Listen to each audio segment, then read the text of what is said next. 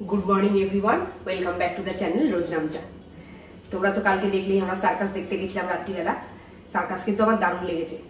যা সার্কাস ভালো লেগেছে তার থেকে বেশি ভালো লেগেছে ওই মেয়েগুলোর কথা ভেবে। এইটুকু বয়সে ওরা কত পরিশ্রম করছে ভাবতে পারছো? সত্যি খুব ভালো লেগেছে ব্যাপারটা। আর ঝনকেরও খুব ভালো লেগেছে, রাকেশেরও ভালো লেগেছে। কিন্তু রাকেশ বললো যে ওটা যখন ছোট ছিল তখন নাকি সার্কাস একবার দুবার দেখেছিল, বেশ পশু টশু নিয়ে আসতো। আমরা তো আর আমি আর কি জীবনে তো আর দেখিনি, প্রথম দেখলাম সার্কাস। আমার বেশ ভালো লেগেছে।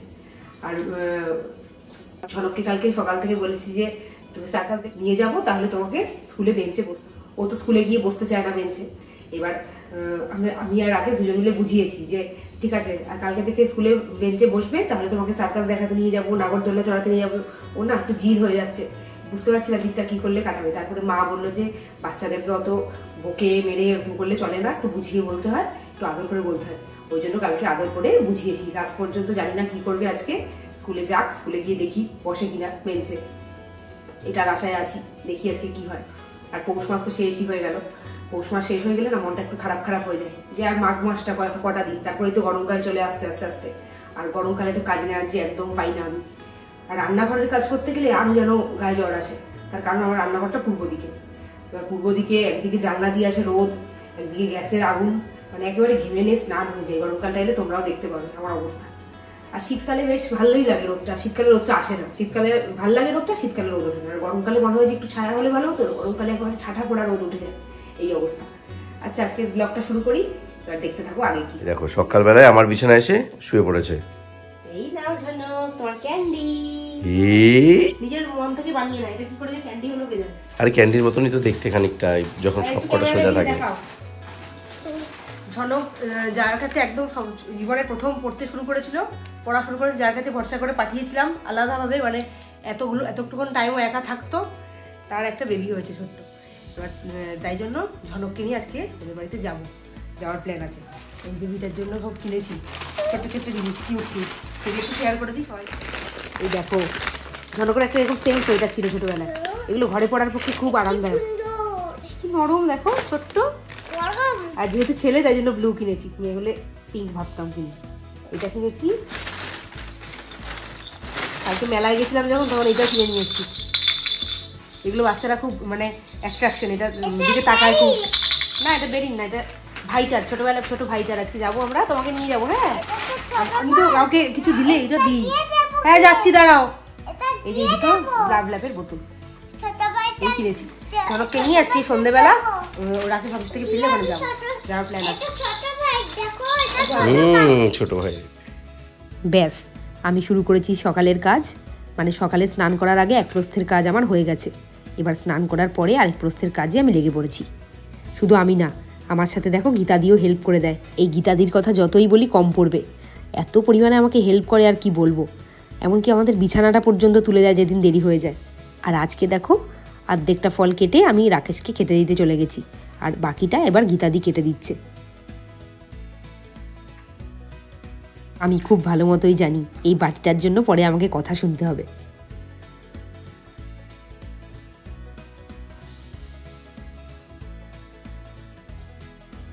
এইদিকে ঝনকবাবুর স্নান কমপ্লিট।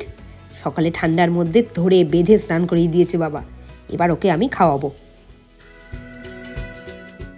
স্কুল আছে, সকাল সকাল তো স্নান করতেই হবে, না হলে আর কখন করবে। ছুটি হয়তো এখন 1:30টার সময়। সকালে ব্রেকফাস্ট চলছে, দেখুন কিভাবে খাচ্ছি। কিচ্ছু করার নেই, বাড়িতে বউ অফিসার। মানে তাই বলে এই বাটিতে করে দিয়ে দিতে হবে? অবস্থা দেখো, এই হাতা লোকে দেখে আমাকে ভীম বলবে, না হলে আরো বড় কিছু একটা বলবে। আর এইদিকে ঝনক আমাদের ব্লগ দেখছে। বলেছিলাম না এই বাটির জন্য আজকে আমাকে কথা শুনতে হবে। এই হলো আমাদের সকালে বেরোনোর আগে দৌড়ির কিছু মুহূর্ত। ঝনক টিভিটা বন্ধ করো, টিভিটা বন্ধ করো, একা একা বন্ধ করো, একা একা বন্ধ করো, তাড়াতাড়ি তাড়াতাড়ি। আমি তো পারি না টিভিটা বন্ধ করতে, তাড়াতাড়ি করো। হ্যাঁ ভেরি গুড, রাখি দাও। হ্যাঁ চলো এবার নিচে যাই। টুপিটা নাও, তোমার টুপি নাও বাবাই, টুপি নাও, ঝুল তাড়াতাড়ি। আমাদের সকালবেলা এরকম দৌড়ি হয়, মানে একদম বেরোনোর ঠিক লাস্ট আধ ঘন্টা। হাঁপিয়ে যাই দৌড়তে দৌড়তে। ওই দেখো দৌড়চ্ছে, কোনো হাঁটা নেই ঘরে, তখন সবাই দৌড়বে। ওই দেখো বেবিরা দিয়ে দৌড়চ্ছে, আমরা তখন হাঁটতে যাই না, দেখো সব দৌড়ি। তাড়াতাড়ি। এই হলো মায়ের গোপালবাবু। কাল সন্ধেবেলা রুমের বাড়ির থেকে ফিরেছে। আর কাল যেহেতু পৌষ সংক্রান্তি ছিল, পাড়ার কাকিমারা প্রচুর পিঠে দিয়েছে। এখন গোপু সোনা ওইটা বসে বসেই খাচ্ছে। বাড়িতে করবে, ঠিক আছে? আচ্ছা করব, কিন্তু করে নেবে কিন্তু, হ্যাঁ করব, মনে থাকে জানো। আচ্ছা। এই কিউট বাচ্চাটাকে দেখো, আমার স্টুডেন্ট। আজকে কে এসছে? হ্যাঁ, সারা মুখে মশার কামড়। অন্যান্য দিন তো তোমরা চেরিকে দেখো, আজ দেখছো বেরিকে। কেন বলো তো? রুম কিছুটা কাজ এগিয়ে নিয়ে যখন আনতে গেছিল ওকে, গিয়ে দেখছে চেরি শটানে ঘুম দিয়েছে, তাই বাধ্য হয়ে বেরিকেই নিয়ে এসছে আজকে। আজকে স্কুলে গুড বয় হয়েছিলে? হ্যাঁ, তুমি আজকে বেঞ্চে বসেছিলে, তুমি কত ভালো ছেলে। আজকে চকলেট দেবো। আর ওমা শোনো, এ কি বলছে শোনো, আজকে স্ট্যান্ডিং লাইন টেনেছে, স্ট্যান্ডিং লাইন টেনেছে। তাই? কি করে, কি কালার দিয়ে টেনেছো বলে দাও? পার্পল আর গ্রিন দিয়ে স্ট্যান্ডিং লাইন টেনেছে।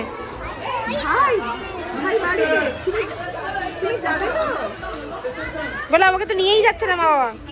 এই হলো ঝনকের অঙ্কিতা ম্যাডাম। ঝনকের অবশ্য অঙ্কিতা ম্যাডাম না, ঝনকের অঙ্কিতা ম্যাডাম।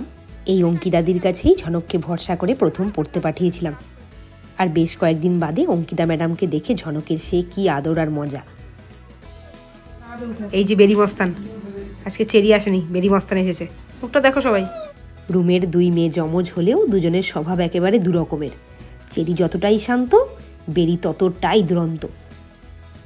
মা ওদিকে বসে বসে ডাকছে ডাইপার চেঞ্জ করবে বলে, আর ও তো কিছুতেই যাবে না, ওখানে দাঁড়িয়ে শুধু নেচে যাচ্ছে। এখনও কিন্তু সেভাবে দাঁড়াতে শেখেনি, তাও সাহস দেখো, কিছুতেই মায়ের কাছে যাবে না, ওখানেই দাঁড়িয়ে থাকবে। এইবার দেখো বেরির ব্রেক ড্যান্স। অনেকক্ষণ ধরে ঘুমের জন্য ডাকছি, কি করছে দেখি তো। ও বাবা, এখানে তো সে ডাল চুরি করতে এসছে। দাদু খেতে বসলেই দাদুর বাটি থেকে ডাল চুরি করতে আসে। ডাল খাওয়ার স্টাইল দেখো সবাই। ডাল খেতে ভালোবাসিস সেটা জানি, তাই বলে এইভাবে খাবি তুই?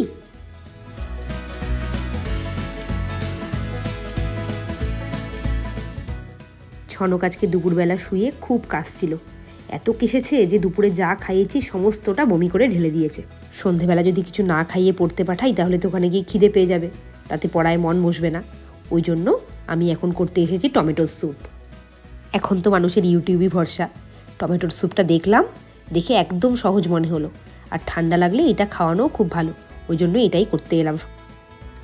এটা করতে তেমন কিছুই লাগে না, শুধু ওই 1.5 খানা মতো টমেটো নিয়েছি আর 3-4 কোয়া রসুন।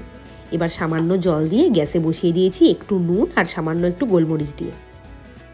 প্রথম দিন করছি আর প্রথম দিন খাওয়াচ্ছি তো, তাই জন্য ভয়ে ভয়ে একটু অল্পই করলাম, যদি না খেতে চায়।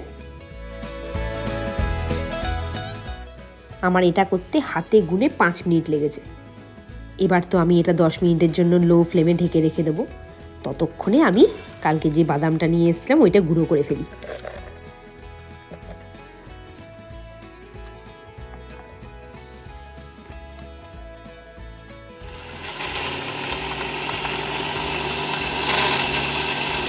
আমি তো এদিকে রান্নাঘরে কাজকর্ম করছি, আর শুনতে পেলাম দাদুর কাছে ঝনক খুব বকা খাচ্ছে। তারপরে কারণটা জানতে পারলাম। কি করেছে শুনবে? ইচ্ছে করে পুরো হাফ বোতল জল খাটের মধ্যে উল্টে দিয়েছে, আর এই ঠান্ডার মধ্যে সমস্ত কিছু ভিজে গেছে, এমনকি ওর জামা কাপড়ও। ব্যাস, আমার টমেটো স্যুপ কমপ্লিট। তোমরা নিশ্চয়ই ভাবছো, ইস এটা কি করে খাবে? দাঁড়াও দাঁড়াও, আরও অনেক কিছু করা বাকি আছে এখনো। দেখো, এই যে আমি খোসাগুলোকে সব আলাদা করে নিচ্ছি টমেটোর। এবার আর কি, এবার এটাকে মিক্সিতে দিয়ে একটা ফাইন পেস্ট তৈরি করে নেব। তারপরে এর মধ্যে দেবো একটু বাটার। খাওয়ার আগে টেস্ট করে নিয়ে যদি মনে হয় পরিমাণ মতো নুনটা হয়নি, তাহলে একটু বিট নুন আর সামান্য গোলমরিচের গুঁড়ো মেশানো যেতে পারে। ওকে এটা পুরোটাই খাওয়াতে পেরেছিলাম, আশা করছি টেস্টটা ওর বেশ ভালোই লেগেছে। তাহলে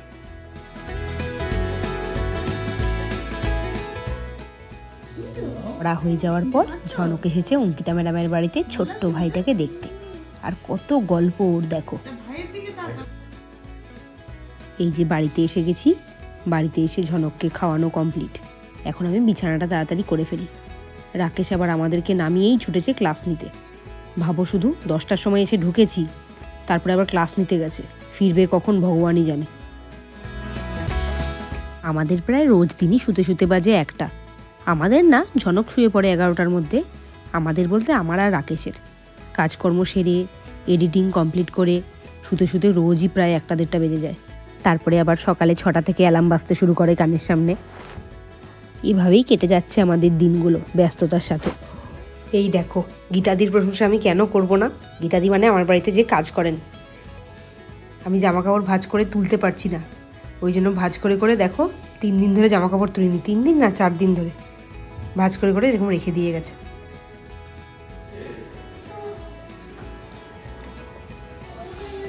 হ্যাঁ দাদা, রাত বাজে 11:10। আচ্ছা বাড়িতে ঢুকেছে, হ্যাঁ তাও ফোন করতে করতে। এই যে কোয়েল হচ্ছে ওর নাম, অরিজিনাল নাম। এই অবস্থা। এটা কি balloon? Pink balloon. Ronita Roy, হ্যাঁ রনিতা রায়, হ্যাঁ এই যে এখনো চলছে। আচ্ছা রনিতাই বলবো। 11:15 সময় এসে জামা কাপড় না ছেড়ে খেতে হয়েছে। এখন নাকি কি করবো? তা তোমার তো খাবার ঠান্ডা হয়ে যাবে, তুমি তো এসে তখন আবার আমাকে আবার আরেক রকমের ঝাড়ন দেবে। তুমি তো সারাদিন আসোই, সারা দুনিয়ায় কারোর সাথে তুমি কথা বলতে পারো না। যত ঝাড়ন টাড়ন সব আমাকে এসে ঝাড়ো। তারপর আবার এখন নাকি রেকর্ডিং এ বসবে। বুঝবো, কাজটা করতে হবে না? ভাবো আমি কত পরিশ্রম করি। ভাবছি না, বাড়ির লোকগুলোকে একটু সময় দেওয়ার চেষ্টা করো। আমাদের এইসব ঝগড়া নিত্যদিনই ঘটে চলেছে। এই সবার ভেবে কি হবে। দেখো দেখো কেমন মেয়েদের মতো ঝগড়া করছে। এই দেখো আমার ঝনক বুড়ো শোয়ার স্টাইল দেখেছো সবাই? দেখি চোখ বন্ধ করো আর সবাইকে গুড নাইট বলো। গুড নাইটের সঙ্গে ওই পরের কথাটা ফ্রি।